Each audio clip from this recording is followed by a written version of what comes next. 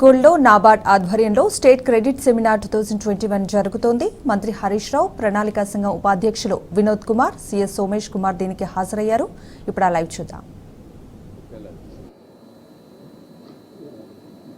Whether we have at least nearing to achieve that one, doubling the income of farmers by 2022. Janardhan Reddy Garu is very much here. I can say he has doubled the production of, he says tripled in the state of Telangana. Yes, under the leadership of our Honorable Chief Minister K. Chandrasekhar Rao Garu and Mr. Harish Rao Garu, who was Minister for Irrigation for a period of 5 years, under their leadership, yes, we could achieve doubling or tripling 3 times the production which was there in 2014 when Telangana was achieved. So yes, we have increased the production thrice, but now I feel personally, if I am not wrong, many of my friends who are in the dais and as well as in this meeting, you should agree that we are going to see a problem of plenty. That is which we are going to face in the near future. Already faced. Ramakrishna Garu ikkada unnaru. I see it every day in and out when our Honorable Chief Minister refers asking him to release some amount for purchase of all these produce. Definitely I can see on his face how difficult for him to release those amounts, especially when we purchase, especially in the pandemic period. The government of Telangana had purchased the whole production. Just now our Honorable our Chief Secretary, he referred how much we purchased and how much FCI had in turn purchased from us. So in the last meeting, I think in the cabinet, our finance secretary, he referred and he mentioned that around 7,500 crores, if I am not wrong, that is the subsidy which the state government incurred while purchasing the produce, and that is the loss which we attained because after we sold those agriculture produce to others. So that is the gap. So state government had incurred, I can't say it is a loss, but that's what we have to shell down from the exchequer to purchase the agricultural produce, more particularly paddy, cotton and green gram, maize also. So these are the problems. So collectivization of agriculture produce for enhancing farmers' income. So how to increase the farmers' income is a billion-dollar question. Recently, the government of India, as every one of us know, the parliament enacted 2 farm laws. Many are mentioning still as farm bills. They are already enacted. So they are acts already. So those 2 acts, with wisdom, the parliament has already passed. I don't want to go into the details, whether it was debated at length or not. There is a different question. But however, they are the law of the land now, as on today. So in the given circumstances, the Farm Act, 2 acts which were brought very recently, they mentioned a lot about many aspects like contract farming and agricultural produce can be purchased in any part of the country. There are many issues which came to light, and many farmers association, particularly in the North India, they are protesting, as all of us know. So we have to see. Now Parliament session started today. So hopefully the government of India, because they have already mentioned, the Honorable Agricultural Minister mentioned, yes, we have already constructed, Harish Garu should tell the figure, I'm unable to. 2,506 Raitu Bandhu Vedikas in all the villages.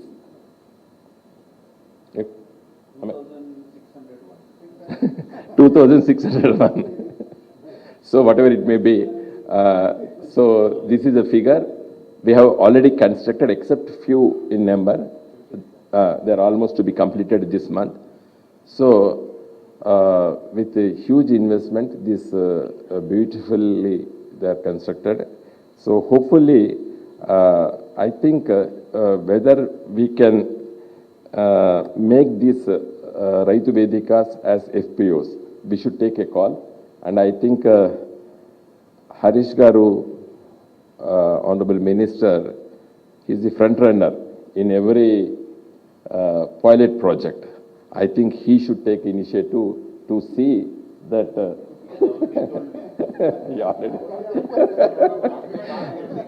Eట్లాంటి Harish, whenever if somebody speaks something, he will grab it.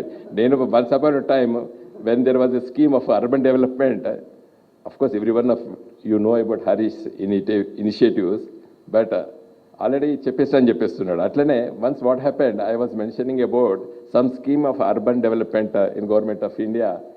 I was asking one of my colleague MP to initiate it and to see that one town can be under that scheme, Amrut scheme. So he heard from me, and within 1 month, Somesh Garu, he got Siddipet. I was mentioning to one of my colleagues to see that that town is supposed to have 90,000 population. So the parameter was 1 lakh. So I was asking that MP to see that you merge some 1 or 2 villages, and so that your town can become under Amrut. So my colleague, he heard it, and within 2 months I have seen it, and he got a huge amount, 180 crores. Of course, he complimented and he thanked me also later on. So he will take initiative. So I request Mr. Harish from these days that at least you make an effort. So in the coming days, whether it will be a successful story or not, let us see. But I think you should take initiative, because myself and Krishna Rao Garu, we gave a serious thought on it a few months back. He was asking me to see that how your Raitu Samitis can be transformed into FPOs. So anyhow, I think I want to mention it, and I did so. The next, with regard to infrastructure. So I don't want to go into the details of infrastructure, RIDF, road CSRO, and you are constructing godowns and all of these things. It's happening. I don't want to go into those details.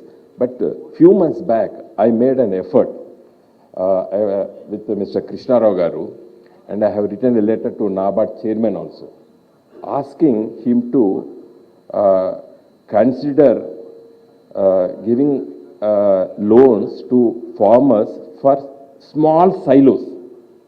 So once again, I want to raise that point.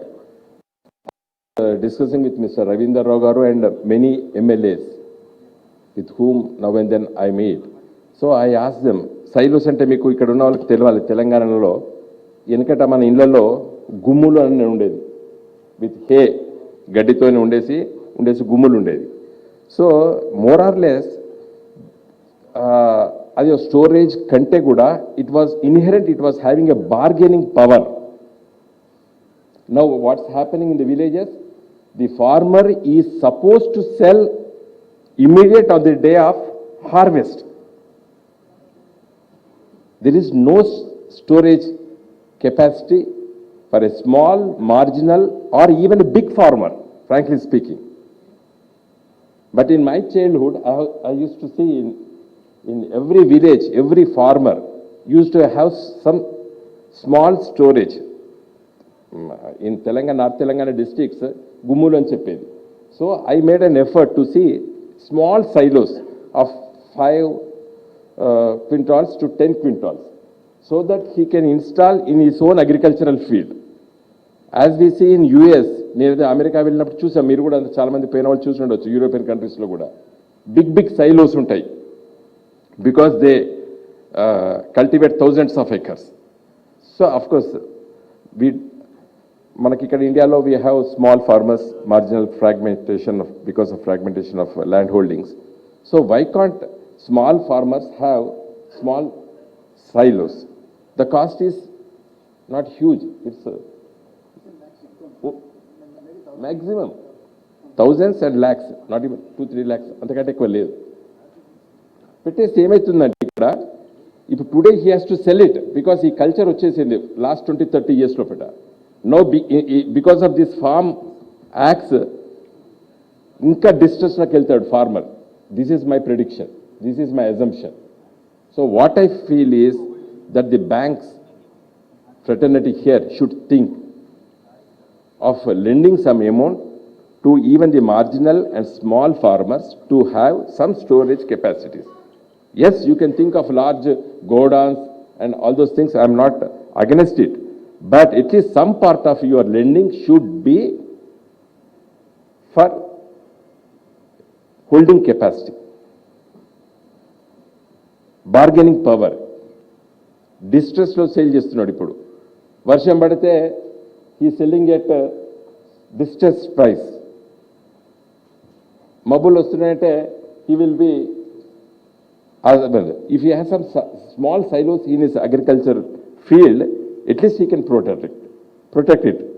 Or even otherwise, if a middleman or if some agricultural market committee, even if they purchase, they can also store it. Nothing wrong in it having those silos. So I'm throwing an idea. Let us debate it, discuss it. There is nothing wrong in it. This is what I discussed. It's not from my own. I discussed with Ravindra Raghav for many a times, and many MLAs, and many of them appreciate it to some extent. Some do had negative ideas. They said that it is very difficult for a farmer to hold it. He wants immediate money, so they will sell it. So those were some ideas. So finally, with regard to machinery, customized hire centers. During pandemic, we had an interaction with Institute of Engineers, Hyderabad. You were also there. We had an interaction with regard to these customized hire centers. Luckily, BSc agricultural engineers are also there in our state, because to our university and some private colleges are also, they do have these courses, agricultural engineering graduates. So we can lend money to a group of unemployed youth who we can make them entrepreneurs, and see that customized hire centers are established in each mandal headquarters. Let us not take the government, personally I feel it's very difficult to government to manage all these hire centers. What I feel is that, yes, we can lend money to the young agricultural engineering graduates. They can make a group of people, 2 or 3 or even 5-6 youngsters. They can start this as agri clinics or whatever name it may be. I think these customized hire centers can be an alternative to the youngsters from the rural side. So this also may enhance the farmers' income, because after all they are the children of a farmer. So with these words, I think lastly, NABARD, the help to our state government with regard to the Mission Bhagirath, Mission Kakatiya, Kaleshwaram project, they have already